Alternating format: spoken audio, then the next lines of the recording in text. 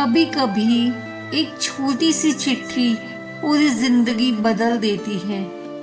आज की कहानी एक ऐसी दादी की है जो बोल नहीं पाई, पर अपनी चिट्ठी में परिवार की सबसे बड़ी सच्चाई लिख गई। एक सच्चाई जिसे हम सब जानते हैं, पर समझते बहुत देर से हैं। वीडियो अंत तक जरूर सुनिएगा, क्योंकि आखिर में वो चिट्ठी पढ़ी जाएगी जिसे सुनकर पत्थर दिल भी रो पड़ेगा।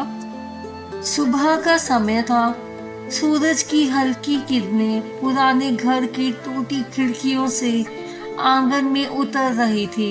कभी यही आंगन हंसी की आवाजों से भर जाता था।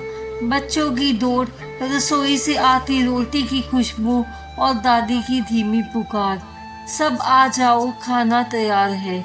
लेकिन आज वही आंगन अजीब सी खामोशी में डूबा था। घर बड़ा था, लोग भी उतने ही थे, पर दिल छोटे हो गए थे। अब कोई साथ नहीं बैठता था, कोई बिना काम किसी के कमरे में नहीं जाता था। बातें भी जरूरत भर रह गई थी। और उस सबके बीच आंगन के कोने में रखी पुरानी चारपाई पर दादी चुपचाप बैठी रहती थी। उनकी आंखें सब देखती थी, पर होठ कुछ नहीं कहती थी। उन्हें याद था वो समय जब इसी घर में एक रोटी 4 हिस्सों में बंटती थी, पर प्यार पूरा रहता था। आज रोटियां पूरी थी, पर प्यार टुकड़ों में बंट गया था। क्या सच में परिवार ऐसे ही टूट जाते हैं? दादी के दिल में एक ही डर धीरे धीरे जगह बना रहा था। वो यही था। वो कई बार बोलना चाहती, सबको पास बुलाना चाहती, पर हर बार खुद को रोक लेती, क्योंकि वो जानती थी जबरदस्ती से बनाए हुए रिश्ते ज्यादा देर तक नहीं चलते। जबरदस्ती से साथ बैठाए लोग दिल से साथ नहीं बैठते। और इसी खामोशी के साथ एक लंबा दिन धीरे धीरे ढल जाता। लेकिन दादी के दिल में कुछ लिखना शुरू हो चुका था, शब्दों में नहीं, दर्द में। यही दर्द एक दिन चिट्ठी बनने वाला था। समय बीतता गया, फिर आया त्योहारों का मौसम। वही दिन जब घरों में रौनक लौट आती है, रिश्तों की मिठास बढ़ जाती है। लेकिन इस बार कुछ अलग था। दिवाली आई, दिए भी चले, लड़ियां भी सजी, मिठाइयां भी बनी, पर खुशियां कहीं रास्ते में रुक गई। पहले जहां एक ही थाली में सब खाते थे, आज मिठाई अलग अलग कमरों में भेजी गई। पहले जहां एक साथ पूजा होती थी, आज हर कमरे में अलग अलग भगवान थे। दादी ने सब देखा बिना कुछ कहे। उनकी आंखों में दियों की रोशनी नहीं, यादों की नमी थी। उन्हें याद आया, एक दिवाली ऐसी भी थी जब घर में पैसे नहीं थे, पर सब साथ थे। आज सब कुछ था, पर साथ नहीं था। उस रात जब सब अपने अपने कमरों में चले गए, दादी धीरे धीरे उठी, पुरानी संदूक खोली जिसमें सालों की यादें बंद थी। कपड़ों के नीचे से एक पुराना कागज निकाला और कांपते हाथों से लिखना शुरू किया। जब घर में साथ बैठना खत्म हो जाता है, तब घर सिर्फ मकान रह जाता है। हर शब्द के साथ उनकी आंखें भीगती जा रही थी।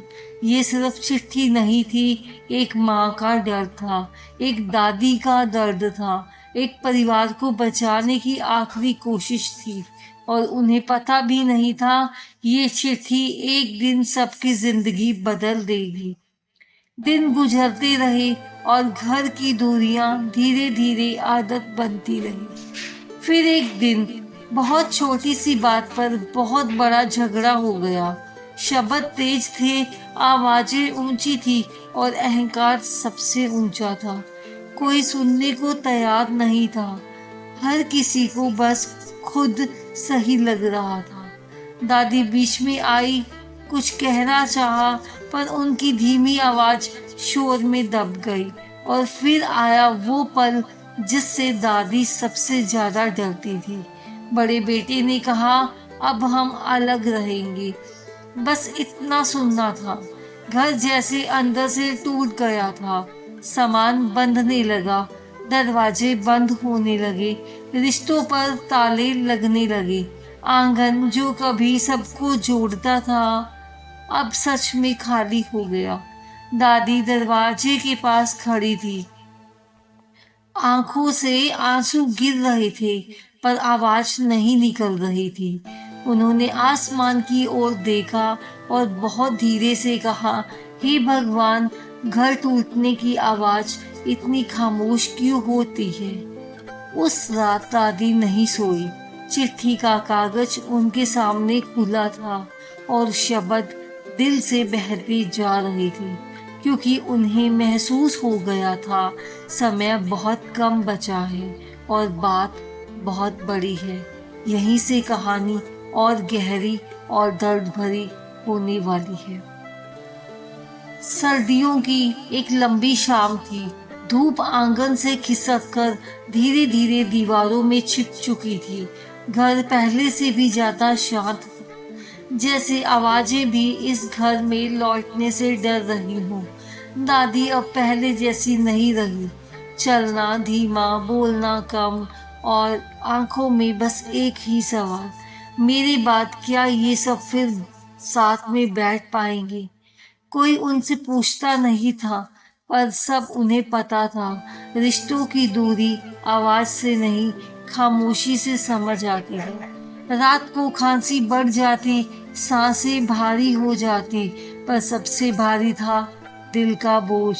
उन्होंने कई बार सोचा सबको बुलाकर बात करूं, पर फिर खुद ही चुप हो गई, क्योंकि वो जानती थी जो दिल से दूर हो जाए उसे शब्द पास नहीं ला सकती। उसी रात उन्होंने चिट्ठी का अगला पत्र लिखा, अगर मैं रहूं या ना रहूं, घर को टूटने मत देना, क्योंकि टूटे घर की आवाज पीढ़ियों तक सुनाई देती है।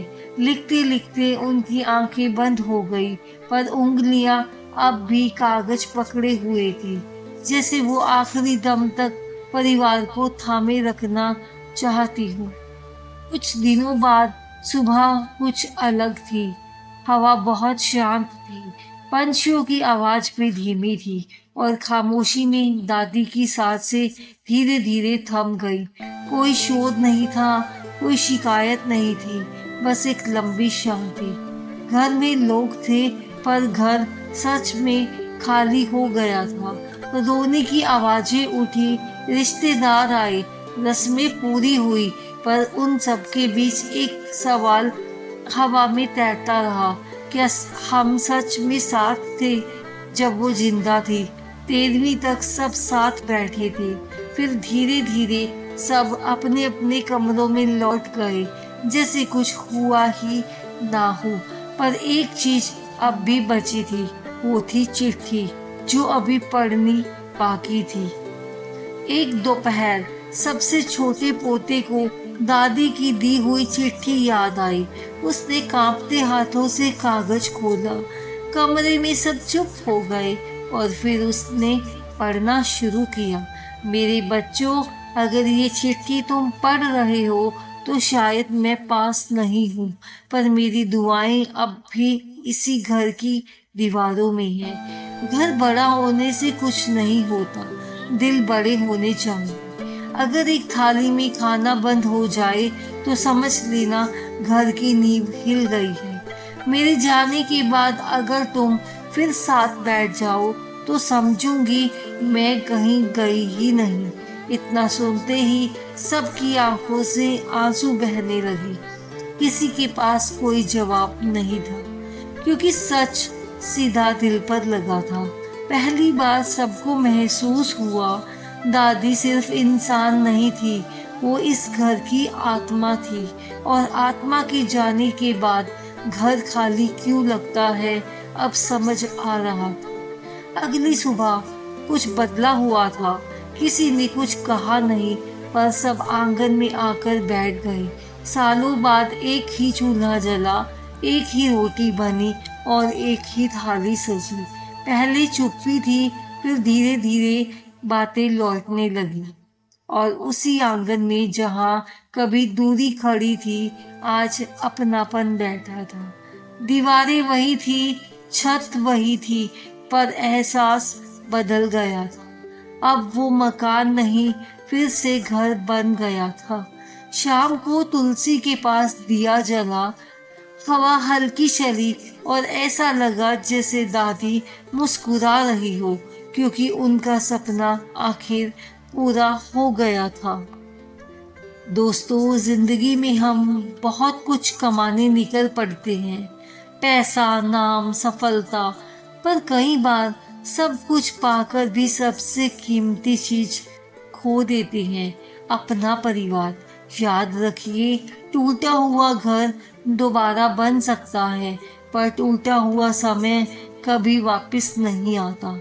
इसीलिए अगर आज भी आपके घर में कोई चुप्पी है, कोई दूरी है, तो इंतजार मत कीजिए, एक कदम आप बढ़ाइए, क्योंकि परिवार से बड़ा इस दुनिया में कोई धन नहीं होता।